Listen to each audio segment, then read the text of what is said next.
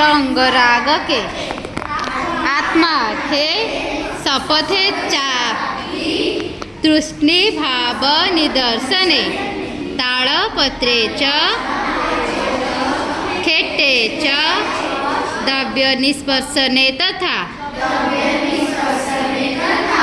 आश्रीवादकांच नृपश्रेष्ठस्य भावने तत्त्वति वचने सिंधौ च श्रीकृतिकमे